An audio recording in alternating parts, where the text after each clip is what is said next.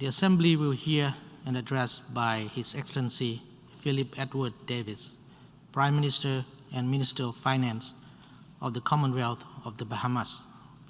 May I request protocol to escort His Excellency.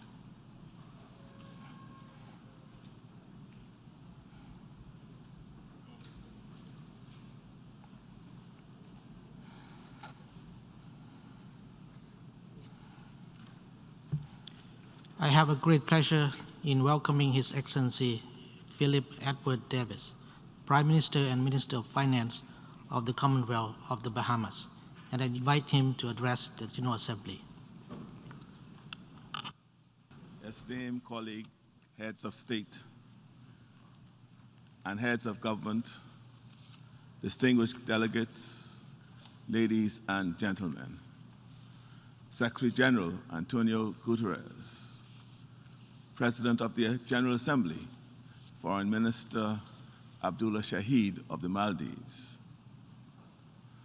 On September 16th, Bahamian citizens took to the polls to make their voices heard. It is an honor to meet with you fewer than 10 days after this peaceful exercise of the democratic process. I wish to extend congratulations to the Maldives, a sister small island developing state, on their election to the helm of this General Assembly. Know that you will find the Bahamas to be a strong, engaged, and thoughtful partner for the road ahead. We also congratulate Secretary General Guterres on his re-election to a second term and wish him every success. Colleagues, we are meeting at a most extraordinary time. We come here from different corners of the earth with our theme, Building Resilience Through Hope, reflecting our shared determination to pivot from crisis to opportunity. These crises are interconnected and multifaceted and need a global response.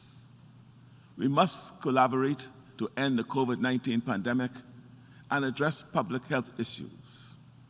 We must cooperate to mitigate the effects of climate change. And access to development financing must be equitable and fair. An inadequate response to these issues will have dire consequences for the global economy. The world has changed enormously since we first learned about the COVID-19 virus. This crisis made abundantly clear what has always been true. We are all in this together. In every country, we have lost loved ones. We have seen our healthcare workers battle bravely. We have contended with disruption, uncertainty, and grief. We have benefited from extraordinary cooperation and achievements in science, but we also had to contend with misinformation and disinformation and insufficient attempts to curb bad actors propagating the same. Bad information has flowed across borders, undermining public health and public trust. The pandemic has been very difficult for countries like mine. We face an extraordinary need for new resources in health and education and housing, just as our economy is contracting dramatically. Our interconnected world means that we only will be safe when all countries, including mine, have the tools needed to fight this virus. This requires the equitable distribution of vaccines. That includes distribution to small island developing states who are not manufacturers. Stockpiling for self-preservation is a fallacy. You will only be safe when we are all safe. I wish to thank the government and people of the United States for their donations of vaccines to the Bahamas and the wider Caribbean region. This gift, alongside donations received previously from India, China, Antigua, and Barbuda, and Dominica will save many Bahamian lives. This is in addition to the ongoing support of PAHO, CAFA, and the COVAX facility, and the regional collaboration among CARICOM countries. But this is still not enough. We need more. Our demand for vaccines has significantly outstripped supply. Along with vaccines, it is important that safe treatments and therapeutics are made accessible and designated as public goods. We need to fortify critical global supply chains and distribution mechanisms so that we can win this battle and be better prepared for the next one. You will only be safe when we are all safe. The Bahamas joins those reiterating the need to fully fund the Access to COVID-19 Tools Accelerator and its COVAX facility. And we reiterate our alignment with CARICOM's call for the continued high-level engagement to urgently address equitable access to vaccines.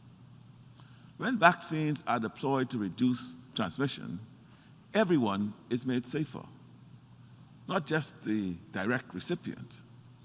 We can, by doing so, reduce the opportunities for new and more dangerous variants to emerge. This virus is global and requires a global response. Colleagues, even before COVID-19 shut down my country's border, we were dealing with a catastrophic shock to our economy and our country.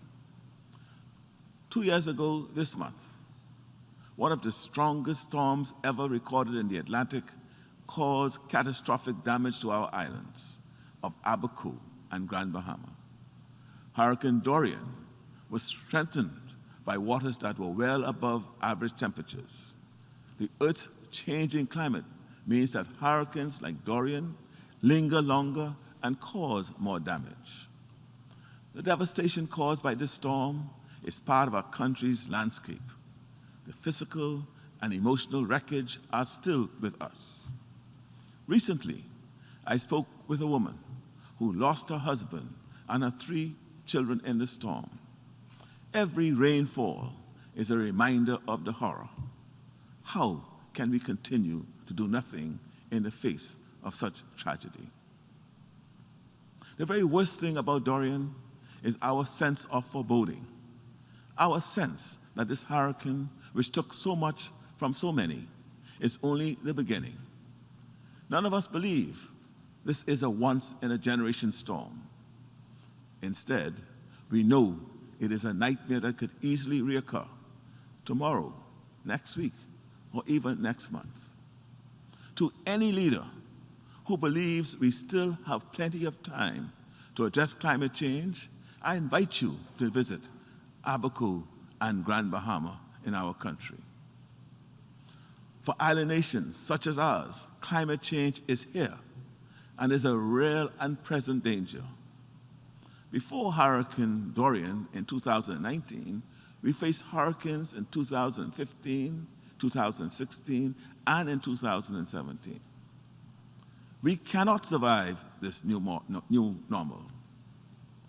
The recent Intergovernmental Panel on Climate Change report warned that avoiding the worst outcomes requires immediate action. This is, as the Secretary General noted, a code red moment. Thus, we are not here to call for measured steps. We had to say that big and radical change is the only response that can save our country. We are out of time. We stand with the CARICOM countries and small island development states to remind the world that those who are hit hardest by the impact of climate change are the least responsible. Our countries disproportionately bear the burden of the recovery trap in which we attempt to rebuild to the tune of billions. Billions we never had even before COVID. Colleagues, in a few short weeks, we will meet in Glasgow, Scotland. The 26th Climate Change Conference cannot be like the 25 that preceded it. We cannot pretend that incremental change is sufficient. We cannot set goals we have no intention of meeting. We cannot keep postponing the change we need for countries like mine to survive. If we are the serious leaders these times require, we must raise our ambitions and make real commitments to cut emissions. We must make real progress on bridging the divides in the investment and access to technology and skills, especially in areas relevant to climate mitigation and adaptation. We must strengthen technical assistance for creating nationally determined contribution commitments, along with commensurate implementation financing.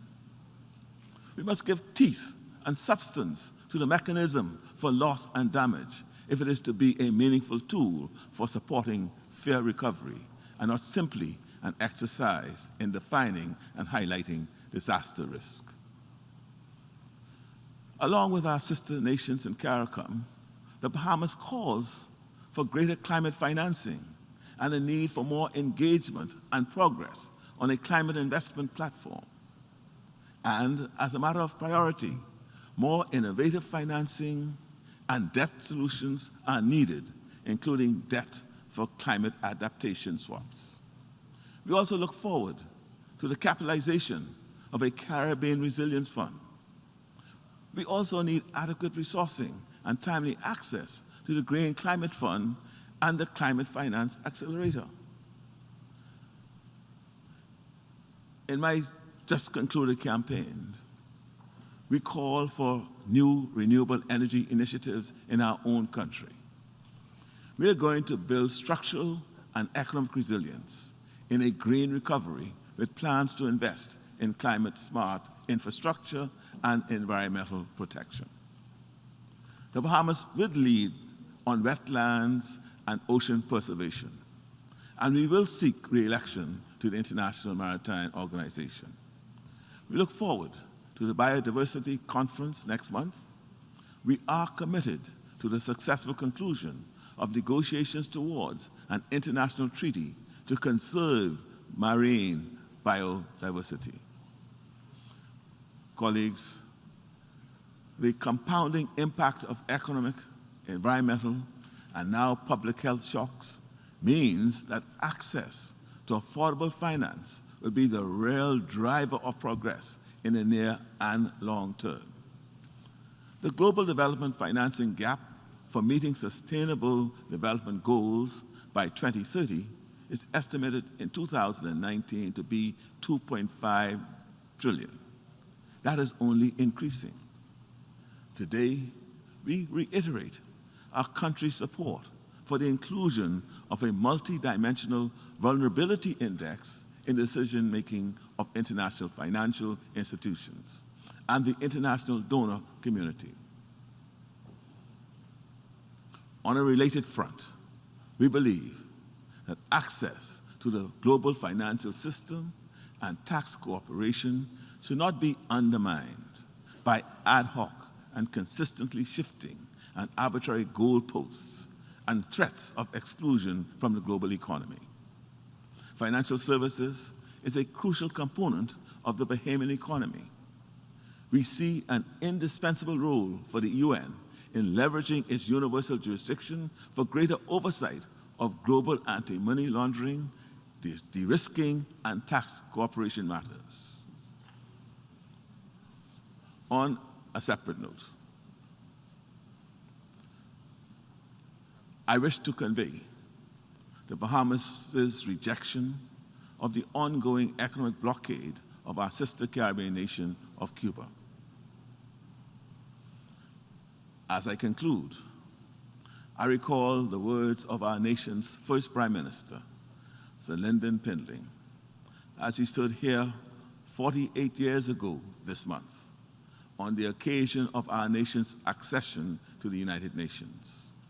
He spoke about the journey of our people from slavery to colonialism to sovereign independence. He spoke of our country's wish to be neither dominated nor coerced, and our wish to build friendships with nations who respected our freedom. He could not have foreseen at that time the challenges we face today, with intensifying hurricanes and a deadly virus that has left no nation untouched.